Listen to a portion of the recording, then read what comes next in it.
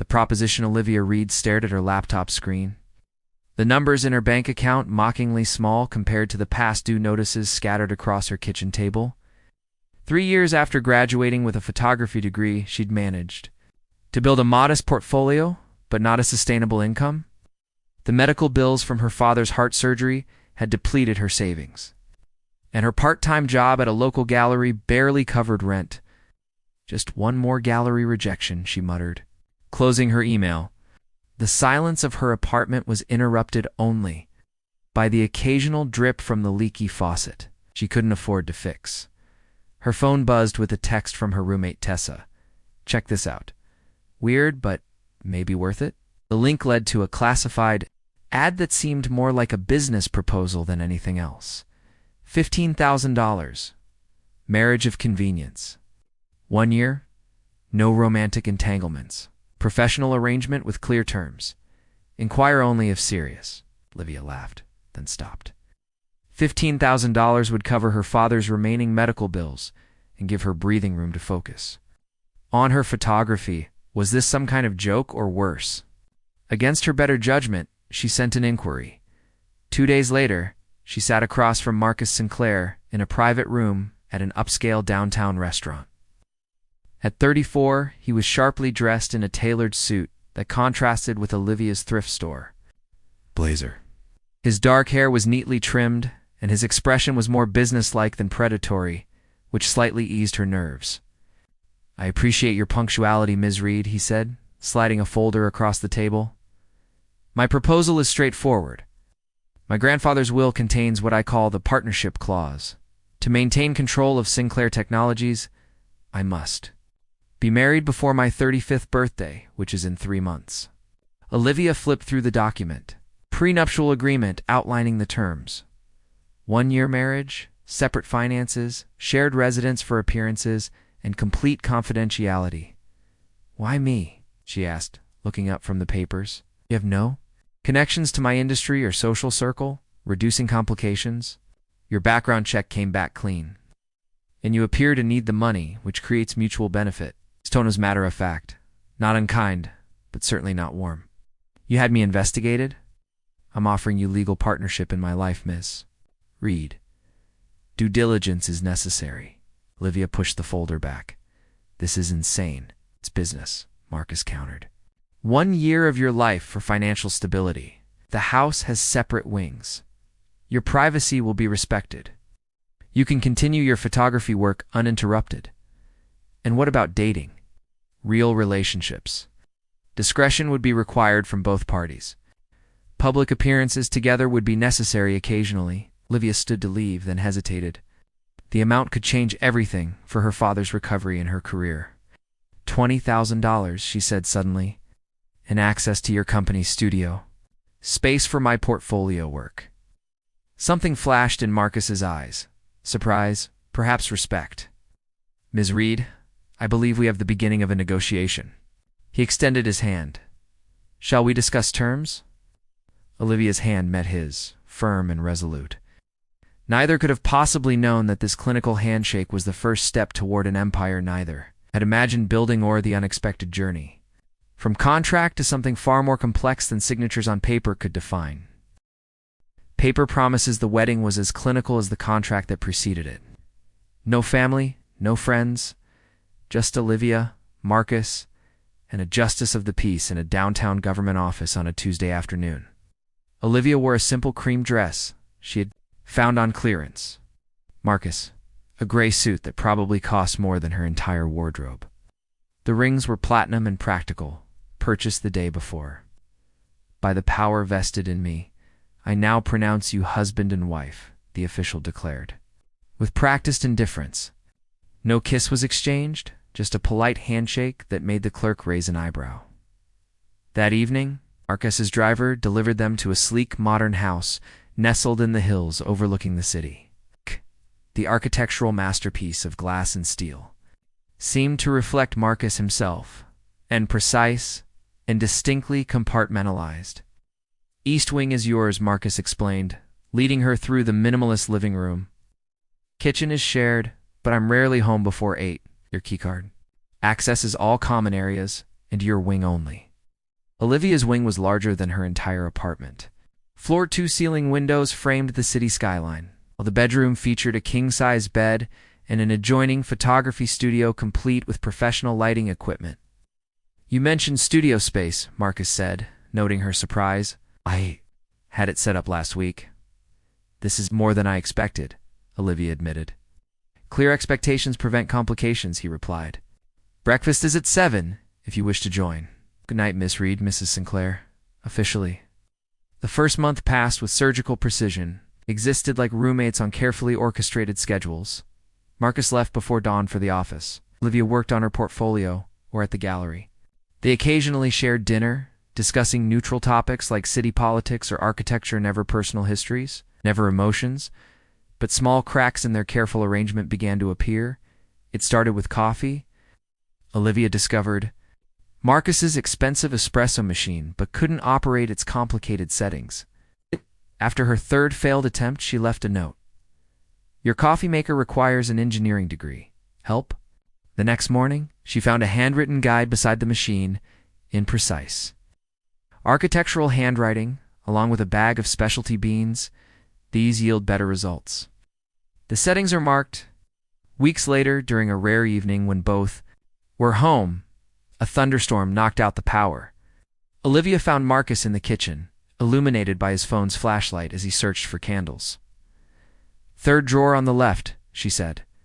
"I organized the kitchen last week while testing different lighting setups." They sat in candlelight at the kitchen island, sharing a bottle of wine and takeout Marcus had ordered before the outage. For the first time, their conversations strayed beyond safe topics. "Why photography?" Marcus asked, refilling her glass. Olivia hesitated before answering. "My father used to restore old photographs. Watching him bring faded memories back to life made me realize that photographs aren't just images, they're moments preserved against time." She didn't mention that her father might never restore another photograph, that his hands now trembled. Too much after his stroke. The medical bills she was paying with Marcus's money were for ongoing rehabilitation. "Your turn," she said. "Why the marriage clause in the will?" Marcus's expression tightened. "My grandfather built Sinclair Technologies. From nothing, he believed that leadership without partnership was fundamentally flawed. A man without someone to come home to will never truly understand what he's working for, he used to say. So he forced your hand, ensured I wouldn't become him all ambition, no connection." Marcus's voice held something Olivia hadn't heard before: vulnerability. The lights flickered back on, breaking the moment. Both blinked in the sudden brightness, retreating back behind their carefully constructed walls. "I should check my emails," Marcus said, standing abruptly. "Right. I have edits to finish," Olivia replied. But that night marked a shift. The next morning, Olivia found a coffee waiting for her, prepared exactly as she liked it. She left a small, black-and-white photograph by Marcus's Kiza striking image of the city skyline from his house.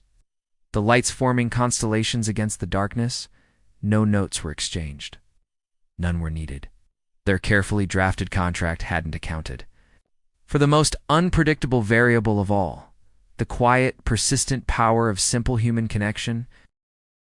Unexpected synergy. The first crack in their professional facade appeared exactly 73 days into their arrangement. Olivia was editing photos in the living room when Marcus stormed in, his usually impeccable appearance disheveled, tie loosened, dark circles under his eyes. "Problem?" she asked, glancing up from her laptop. Marcus paced, running a hand through his hair. "The board is questioning my leadership. Our flagship product launches in 6 weeks, and the marketing campaign is ... He trailed off, seeming to remember their boundaries. "It's nothing. Work stress." Olivia hesitated. Their unspoken rule was clear: no involvement in each other's professional lives. But something in his defeated posture made her break protocol. "Show me," she said, closing her editing software. Marcus looked up, surprised. "What? The marketing materials?" "Show me." Instantly. He retrieved his tablet and pulled up the campaign for Sinclair Technologies. New software platform, a collaborative workspace tool called Nexus. The mock-ups were technically proficient but sterile, blue gradients, generic stock photos of smiling professionals, and corporate language that could have belonged to any tech company. Olivia scrolled through the presentation. Her photographers, I immediately identifying the problem. It's anonymous, she said finally. There's nothing here that tells me who Sinclair Technologies is or why anyone should care. Or a legacy company with 40 years of legacy doesn't sell to new markets, she interrupted. Your grandfather built this company, but what's your vision for it? What does Nexus actually do for real people? Their conversation lasted until dawn. Olivia pulled out her sketchbook, drawing rough concepts as Marcus explained the products.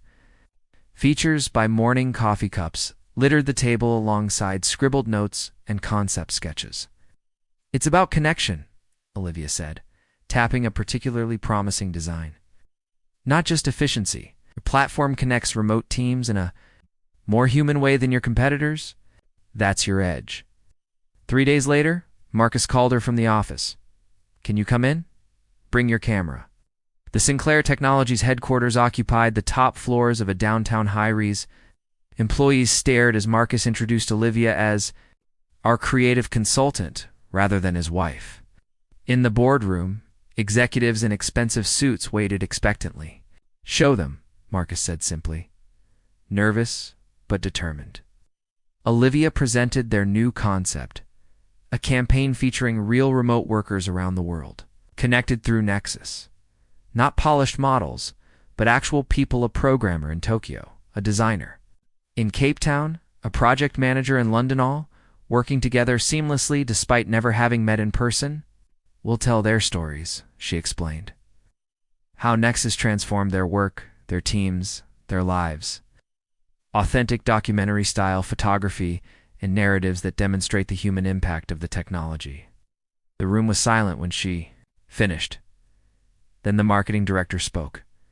This completely contradicts our established brand guidelines.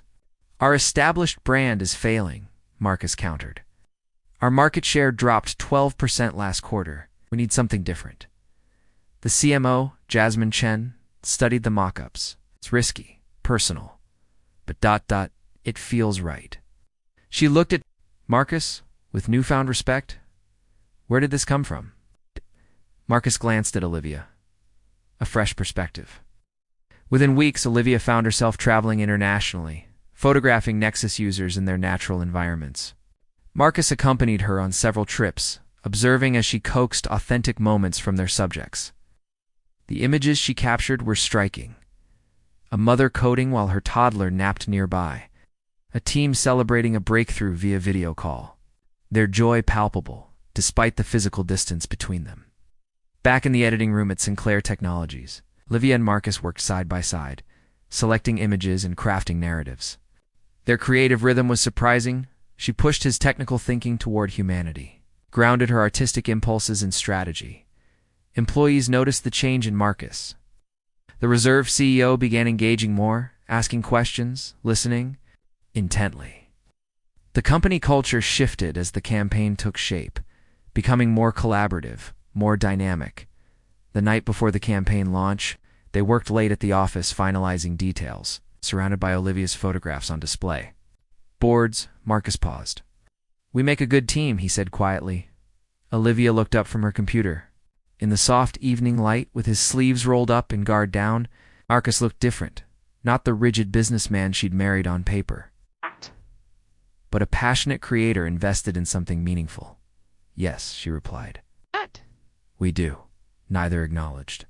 The weight of this simple truth, their professional synergy had created something neither could have built alone. The contract that bound them legally had never accounted for this, the unexpected chemistry of complementary minds. Finding their counterbalance, the Nexus campaign launched the following day to industry acclaim. As reporters praised Sinclair Technologies' bold new direction. No one suspected that the company's renaissance had begun with a marriage that existed only on paper, a partnership that was rapidly becoming much more complex than either had bargained for. Blurred lines, the success of the Nexus campaign transformed Sinclair Technologies. Quarterly reports showed a 40% increase in new users, and industry publications praised the company's revolutionary human-centered rebrand. What began as a desperate marketing pivot had evolved into a company-wide philosophy. With Olivia's visual storytelling approach integrated across all product development, 6 months into their marriage, the boundaries between Olivia and Marcus had shifted imperceptibly. Her temporary role as creative consultant had evolved into an official position, director of brand experience. Her wing of the house gradually accumulated evidence of his presence, business books borrowed but never returned, a second coffee mug that became his, tech prototypes left for her feedback. They still maintained separate lives, but the edges had softened. Movie nights became a Thursday tradition, with spirited debates about cinematography and narrative structure. Marcus installed a proper darkroom for Olivia's film photography. She reorganized his home office for better workflow. On a crisp autumn evening, they attended the National Technology Innovation Awards, where Sinclair Technologies was nominated for Most Innovative User Experience. The company had reserved a table near the stage, with Jasmine, the CMO, and other executives in attendance. Olivia wore a midnight blue gown that contrasted with her auburn hair. When she emerged from her room, Marcus's usual composure faltered. "You look," he paused, searching for appropriately professional terminology. "So do you," she replied, saving him from the awkwardness. At the gala, industry leaders approached their table continuously. Most conversations followed the same pattern. Congratulations to Marcus, and surprised recognition when Olivia was introduced not just as his wife, but as the creative force behind the campaign. "We never knew Sinclair had such an eye for storytelling," remarked Thomas Wellington, CEO of a competing firm. "You've been hiding quite the secret weapon, Marcus." "Not hiding," Marcus corrected. "I just hadn't recognized what was right in front of me." His gaze lingered on Olivia, who was deep in conversation with a renowned UX designer. Something in his expression caught Jasmine's attention. "You know," Jasmine said quietly, leaning toward Marcus, "when you first brought her in, I thought it was just an executive overriding better judgment because of personal connection." Marcus stiffened. "That would be unprofessional." "Precisely why I was concerned." Jasmine sipped her champagne. "But watching you two work together, it's remarkable. She challenges you and you're actually listening. Marcus Sinclair, I've known for 7 years, doesn't collaborate. He directs." Before Marcus could respond, the announcer called for attention. "The award for Most Innovative User Experience goes to Sinclair Technologies for Nexus." The table erupted in celebration. Marcus took Olivia's hand as they walked to the stage. An unconscious gesture neither noticed but cameras captured. At the podium, Marcus thanked his team professionally, then paused, looking at Olivia in the front row. "And to the person who showed us that technology without humanity is just machinery, my wife and our director of brand experience, Olivia Sinclair. This company's transformation began when she asked me a simple question. What's your vision? Not your grandfather's?" Everything changed after that. The sincerity in his voice silenced the room. It wasn't the words themselves, but the unmistakable emotion behind them that made photographers' cameras click rapidly. At the after-party, a journalist from Tech Quarterly approached them. "Mrs. Sinclair, there are rumors that your marriage was originally a business arrangement to satisfy the terms of the family will. Care to comment?" The room seemed to freeze.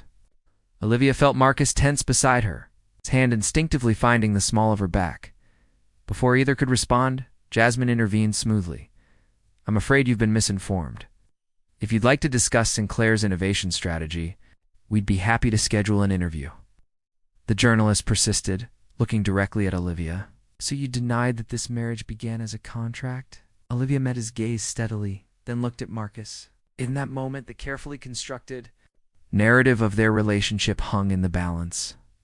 "Our partnership began with a contract," she said finally. "But the best business decisions sometimes have unexpected personal dividends." Her words were technically truthful, yet deliberately ambiguous. What shocked her was Marcus's expression. As she spoke, a mixture of vulnerability and something that looked remarkably like hope later that night. As their driver took them home, the silence between them vibrated with unspoken questions. The contract that had once defined their relationship now seemed hopelessly inadequate to describe what they had become. Business partners, creative collaborators, and something neither was ready to name. As they entered the house, Marcus finally spoke. Did you mean what you said tonight about unexpected dividends? Olivia turned to him, their carefully constructed boundaries suddenly paper-thin. I think she said carefully that we might need to renegotiate our terms. Beyond contract, dawn broke over the city as Olivia sat in the kitchen, nursing a cup of coffee. She hadn't slept. The previous night's conversation with Marcus had ended ambiguously, both retreating to their respective wings after agreeing they needed time to think. Now, exactly 1 year after their courthouse wedding, the contract that had brought them together was set to expire. The sound of Marcus's footsteps pulled her from her thoughts. He appeared in the doorway, looking as though he hadn't slept either. Up early, he observed, pouring himself coffee. Our agreement ends today, Olivia said directly. We should discuss next steps. Marcus nodded, his expression unreadable. I've prepared the final payment. The divorce papers are with my lawyer, ready to file. As agreed, the words hung between them, technically correct, yet somehow wrong. House that had once felt too large now seemed suffocating. In Sinclair Technologies? Olivia asked. My position there? Your contribution has been invaluable. The board has approved a formal offer, full creative directorship, competitive salary, equity options. He slid a folder across the counter. Your role is secure, regardless of personal arrangements. Olivia stared at the folder without opening it, so clinical, just like the beginning. Clarity was your requirement, as I recall. Yes. Because I thought this was just business. She finally met his gaze. Is that still what you believe this is? Before he could answer, his phone buzzed with a calendar alert. The board meeting. I need to go. He hesitated at the door. We'll continue this conversation tonight. Alone in the house that had become home, Olivia wandered into Marcus's wing territory she'd rarely entered. His home office was meticulously organized, much like the man himself. But on his desk sat an unexpected object, a framed photograph she'd taken during their trip to Tokyo for the Nexus campaign. Not a professional shot for the marketing materials, but a candid moment. Marcus laughing with local developers genuinely. Connected, walls down. She hadn't known he'd kept it, much less framed it. Her phone rang. Jasmine from the office. Have you seen the news? Jasmine asked without preamble. Olivia quickly pulled up the business news on her laptop. The headline made her breath catch. Sinclair Technologies faces hostile takeover bid from Wellington Group. Thomas Wellington is claiming Marcus has violated the terms of his grandfather's will, Jasmine explained. He's telling investors that your marriage was fraudulent, orchestrated solely to maintain control of the company. The board is in emergency session. Olivia's mind raced. How did Wellington find out? The journalist from the awards gala works for a subsidiary of Wellington's media company. They've been building this case for months. 30 minutes later, Olivia entered Sinclair Technologies' headquarters. The same building she'd first visited as a creative consultant half a year ago. Now, employees nodded respectfully as she passed, unaware of the crisis unfolding in the boardroom through the glass walls.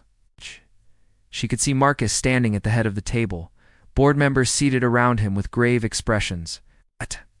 Wellington sat opposite, flanked by lawyers. The tension was visible even from a distance. Olivia pushed through the door mid-sentence. The evidence suggests this marriage was never intended to be legitimate, Wellington was saying. A clear attempt to circumvent the will's requirements through technical compliance without honoring its spirit. All heads turned at her entrance. Mrs. Sinclair read. Wellington acknowledged with false politeness. We were just discussing the unusual circumstances of your arrangement. Olivia looked at Marcus, whose face showed something she'd never seen before. Fear. Not of losing the company, she realized, but of losing what they'd built together. Our marriage began as a contract, she stated clearly, addressing the entire room. I won't deny that. Wellington smiled triumphantly. But, she continued, contracts evolve. People evolve. She moved to stand beside Marcus. What began as a business arrangement became a partnership neither of us anticipated. The success of this company over the past year isn't despite our unusual beginning, it's because of it. She placed her hand over Marcus's on the table. We brought different perspectives, different strengths. The rebrand that doubled your stock value. That happened because we challenged each other. The international expansion strategy, it's born from late-night conversations about cultural authenticity. Marcus's fingers intertwined with hers. You can question how our relationship began, she told Wellington directly. But you cannot question what it became. Marcus finally spoke, his voice steady. The will required marriage, Mr. Wellington? It said nothing about love being a prerequisite. But sometimes he looked at Olivia. The most unexpected terms yield the greatest returns. Wellington's lawyer leaned forward. This is all very touching. But legally, interrupted Evelyn Hartwell. The longest-serving board member, the will specified marriage for 1 year minimum. That requirement has been met as of today. Furthermore, the company's performance under this leadership has been exceptional. She looked at Olivia and Marcus's joined hands. I move to reject Wellington's offer and reaffirm our confidence in current management. The vote was unanimous. Later that evening, they stood on the balcony overlooking the city lights. The divorce. Papers remained unsigned on the kitchen counter. I never signed the renewal paperwork for the house lease, Marcus admitted. I wasn't sure if you'd want to stay. Olivia smiled. Is that your idea of a proposal? No, he said seriously. He took her hand. I want a new contract. Not with termination clauses or performance metrics, just a promise to keep building together. What exactly are we building? She asked. Marcus gestured toward the city, then back to the home they'd created. Everything. Anything. Whatever comes next. Olivia considered the man before her, so different from the rigid businessman who had proposed a business transaction 1 year ago. Just as she was different from the struggling photographer who had accepted out of desperation. I accept your terms, she said softly. 3 years later, Sinclair Creative Technologies was recognized as one of the most innovative companies in the industry. The original Nexus platform had evolved into an ecosystem of products designed around authentic human connection. Marcus handled strategy and operations. Olivia led design and user experience. Their complementary approach became a case study at business schools in their home. Office Now, a shared space, hung 2 framed documents side by side. The first, their original marriage contract, with all its clinical terms and conditions. The second, a simple handwritten note that read, whatever comes next, no expiration date. What had begun as a transaction had transformed into something no contract could contain. A partnership founded on paper, but sustained by something far more valuable. The recognition that the most meaningful connections often begin where we least expect them.